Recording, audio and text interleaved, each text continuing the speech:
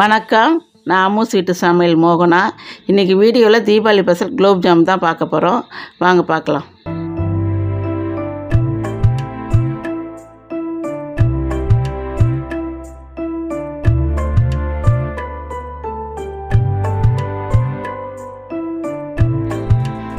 Gulab jam செய்ய தேவையான பொருள்: சர்க்கரை 300 கிராம் எடுத்துருக்கேன். ஏலக்காய் ஒரு 5-6 பீஸ் எடுத்துக்கோங்க. குலோப் ஜாம் மாவு வந்து ஜிஆர்பி, எம்டிஆர், ஆச்சி எதுனாலும் எடுத்துக்கலாம். எல்லா கடையிலும் கிடைக்கும். எந்த மாவுலும் நல்லா வரும் நம்மளுக்கு, எதுனாலும். இந்த மாதிரி மாவு நல்லா ஒரு பாக்கெட் கொட்டியிருக்கேன் நான். நல்லா ஊற்றி விடுங்க. கட்டி இல்லாமல் வரணும் நம்மளுக்கு. கட்டி இருக்கிறதுனால நம்ம கையினால் இப்படி ஃபஸ்ட்டு தண்ணி ஊற்றுக்கு முன்னாடி பிசையணும். தண்ணி வந்து சில் தண்ணி தான் ஊற்றணும், சுடு தண்ணிலாம் ஊற்றக்கூடாது. ரொம்ப அழுத்தி சப்பாத்தி மாவு மாதிரிலாம் பூரி மாவு மாதிரிலாம் பிசையக்கூடாது. சாஃப்டாக பிசையணும். இந்த மாதிரி பிசையணும். கொஞ்சம் கொஞ்சமாக தான் தண்ணி ஊற்றணும்.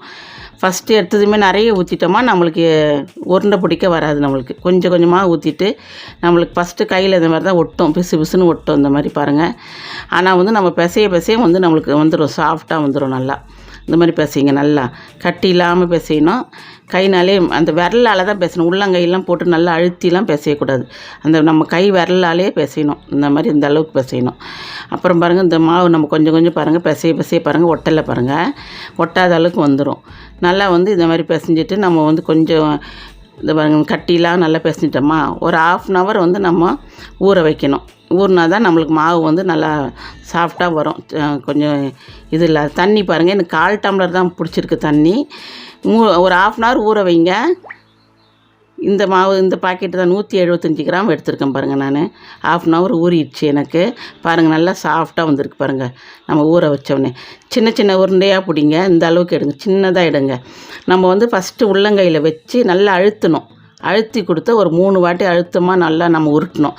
அப்போ தான் நம்மளுக்கு உடையாமல் வரும். அப்புறம் அதுக்கப்புறம் அந்த ஷேப் மட்டும் மேலே வச்சு எடுக்கணும். நான் இன்னொரு வாட்டி காட்டுறேன் பாருங்கள். இந்த மாதிரி எடுத்து சின்ன உருண்டையாக எடுக்கணும். நல்லா உள்ளங்கையில் வச்சுக்கோங்க. நல்லா அழுத்துங்க. ஒரு நல்லா 3 வாட்டி இந்த மாதிரி அழுத்திட்டு அதுக்கப்புறம் நம்ம விரல்னால அப்படி ஷேப் மாதிரி அழகாக எடுத்துக்கணும். உள்ளங்கையில் வச்சு அழுத்தணும். 3 உருண்டை உங்களுக்கு காமிச்சிருக்கேன் பாருங்கள். இதே மாதிரி எல்லாத்தையும் உருட்டி வைக்கிறோம் நம்ம. இதே மாதிரி சின்ன சின்ன சைஸாக உருட்டினா 36 பீஸ் வரும் நம்மளுக்கு. குலோப் ஜாமுன் 36 வரும் நம்மளுக்கு. எல்லாத்தையும் நான் உருட்டி வச்சுருக்கேன். இப்போ ஒரு கிண்ணம் வச்சுக்கோங்க, குண்டான எதனா வச்சுக்கோங்க வட்டமாக. தண்ணி வந்து நம்ம 3 கிளாஸ் தண்ணி ஊற்றுறேன். தண்ணி இது பாருங்கள், 3 கிளாஸ் தண்ணி ஊற்றுங்க. ஊற்றிட்டு அந்த சர்க்கரை நம்ம 300 கிராம் சர்க்கரை எடுத்து வச்சுருக்கோம் இல்லைங்களா, அதையும் வந்து இதில் போடணும்.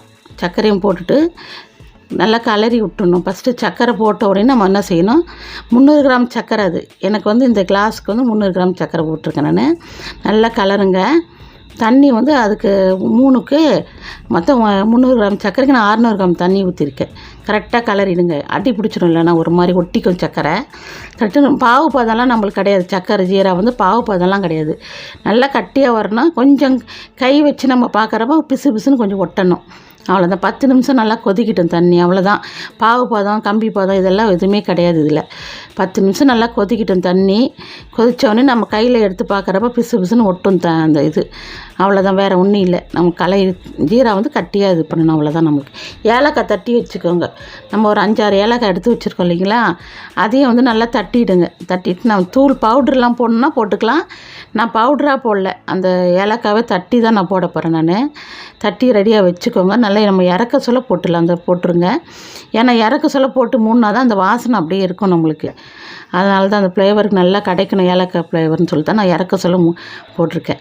அப்புறம் கடாய் ஒன்று வைங்க. கடாய் வந்து திக்னஸ் கடாய் வேணாம் நம்மளுக்கு, லைட்டு கடாயாக வைங்க. அப்போ தான் வந்து நம்மளுக்கு சீக்கிரமாக பொரித்து எடுத்துடலாம். நம்ம ரொம்ப காய வேணாம். நம்மளுக்கு எண்ணெய்னாலும் நீங்கள் எண்ணெய் ஊற்றி பொரிக்கிறதுனாலும் பொரிச்சிக்கலாம், நெய் ஊற்றி பொரிக்கிறனாலும் பொரிச்சிக்கலாம். நம்ம விருப்பம் தான் அது. நான் எண்ணெய் தான் ஊற்றிருக்கேன். நீங்கள் நெய் வேணால் ஊற்றிக்கோங்க. நல்லெண்ணெய் ஊற்றக்கூடாது, தேங்காய் எண்ணெய் ஊற்றக்கூடாது. ஏன்னா அந்த வாசனை ஒரு மாதிரி இருக்கும். நல்லெண்ணெய் பொங்கிடும், அதனால் அது வேணாம். நம்ம சமையலுக்கு கோல்டு நேரம் இல்லை நீங்கள் என்ன யூஸ் பண்ணுறீங்களோ அதை போடுங்க. உருண்டை வந்து ஒரு நம்ம நல்லா உருட்டி வச்சுருக்க உருண்டை இன்னொரு வாட்டி ஷேப்பாக உருட்டிட்டு ஒரு 10 உருண்டை போடுங்க. 10 போட்டால் தான் நம்மளுக்கு வந்து கரெக்டாக இருக்கும். ரொம்ப போட்டுறாதீங்க. ரொம்ப போட்டிங்கன்னா நான் ஒன்றா நம்மளுக்கு கலரை சொல்ல உடஞ்சிரும். அதனால் ஒரு 10 போடுங்க. அதே மாதிரி ஸ்டவ் வந்து ஹையில் வைக்காதீங்க. ஸ்லோவாக வச்சு தான் நம்ம வந்து பொரிக்கணும். எண்ணெய் காயிற அளவுக்கு நம்ம கொஞ்சம் ஹையில் வைக்கணும். கொஞ்சம் எண்ணெய் காஞ்சிச்சுன்னு தெரிஞ்சோடனே ஸ்லோ பண்ணிடணும். ஸ்லோ பண்ணிட்டு தான் நம்ம உருண்டையே போடணும். அப்போ தான் வந்து நம்மளுக்கு தீஞ்சிரும். அப்புறம் மேலே தீஞ்சிரும், உள்ளே வந்து வேகாது. அதனால் நம்ம என்ன செய்யணும், இந்த மாதிரி மீடியம் ஃப்ளேம்லேயே வச்சுட்டு லைட்டாக நம்ம அப்படியே கலரி விட்டுட்டே இருக்கணும் உருண்டையை. நம்மளுக்கு உருண்டை ஒன்று கூட உடையாது பாருங்கள், அழகாக வரும். ஆனால் ஒரு பாக்கெட்டுக்கு நம்மளுக்கு 36 பீஸ் வரும் குலோப் ஜாம். 175 கிராம் மாவு அது. ஆனால் 36 பீஸ் வரும் நம்மளுக்கு இந்த சைஸுக்கு. நல்லா பெரிய சைஸாக தான் இருக்குது பாருங்கள், ரொம்ப சின்னதும் இல்லை. நல்லா செவக்கட்டும். செவந்த அப்புறம் தான் நம்மளுக்கு பார்க்க கலர்ஃபுல்லாக இருக்கும் பார்க்குறதுக்கு குலோப் ஜாமு. அதனால் நல்லா செவக்கட்டும். செவக்காமல் எடுத்தாலும் உள்ளே வேவாத இருக்கும். இந்த அளவுக்கு அப்படி கலரி விடுங்க. உங்களுக்கு ஆரம்பத்தில் மெல்லமாக கலரணும், ரொம்ப கரண்டி போடக்கூடாது. இந்த மாதிரி கொஞ்சம் செவந்த அப்புறம் நம்ம கரண்டி போட்டாலும் உடையாது. இப்போ உடையாது. இப்போ நம்ம கலரிகிட்டே இருக்கலாம். நல்லா நெய்யில் பொரிச்சிங்கன்னா நல்லா வாசனையாக நல்லாயிருக்கும். சில பேருக்கு நெய் ஒத்துக்காது, அதனால் எண்ணெயில் போடுவாங்க. நம்மளுக்கு ஆப்ஷன் தான், எது நெய்லையும் போட்டுக்கலாம், இல்லை எண்ணெயிலையும் போட்டுக்கலாம். நம்ம விருப்பம்தான். எடுத்துருங்க. இப்போ எடுத்து நான் அப்படியே சூடாக இருக்க ஜீரா பாவில் அப்படியே போட்டுருங்க. சக்கரை இது காய வச்சுருக்கோம்ல ஜீரா பாவு, அதில் போட்டுருங்க. மூடித்தான், நான் சூடாக இருக்கனால மூடி ஒட்டிக்கிச்சு. அப்படியே சூட அப்படியே போட்டுருங்க.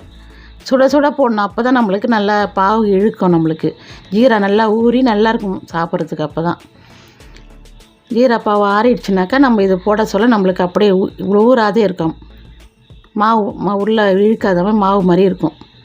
இப்போ அப்படியே சுட போட்டுருங்க. ஆவி வருது பாருங்கள், சுட போட்டுடணும். போட்டு அடுத்து ஒரு 10 பீஸ் போடுங்க. அப்படி 10 போட்டு தான் நான் எடுத்திருக்கேன். ஒரு பேட்சாக தான் போட்டு எடுத்திருக்கேன் நான் 10 பீஸுன்ட்டு.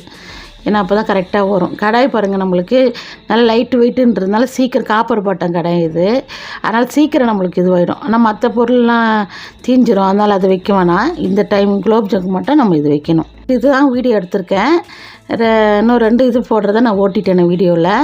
அதே மாதிரி எல்லாத்தையுமே நான் போட்டு எடுத்துருக்கேன், காமிக்கிறேன் பாருங்கள். எல்லாத்தையும் போட்டுட்டேன்னு பாருங்கள். சுவையான குலோப் ஜாம், குண்டு குலோப் ஜாம் பாருங்கள், அழகாக இருக்குது. எந்த பீஸுமே உடையில. எனக்கு 36 பீஸுமே இப்படி தான் வந்திருக்கு எனக்கு.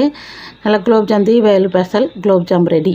Deepavali special first gulab jam போட்டிருக்கேன். அடுத்து வீடியோ போடுவேன். சோமாஸு, முறுக்கு, எல்லாம் ரவா லட்டு, இதெல்லாம் வீடியோ அடுத்து போடுவேன் நான். ஃபஸ்ட்டு குலோப் ஜாம் போட்டிருக்கேன் பாருங்கள். நீங்கள் ஒரு டைம் செஞ்சு பாருங்கள். அனைவருக்கும் தீபாவளி நல்வாழ்த்துக்கள். இந்த வீடியோவில் எதனா டவுட் இருந்தால் கமெண்ட் பண்ணுங்கள், நான் ரிப்ளை பண்ணுறேன். இந்த வீடியோ பிடிச்சிருந்தால் லைக் பண்ணுங்கள், ஷேர் பண்ணுங்கள். நிறைய சமையல் வீடியோவுக்கு சப்ஸ்கிரைப் பண்ணுங்கள்.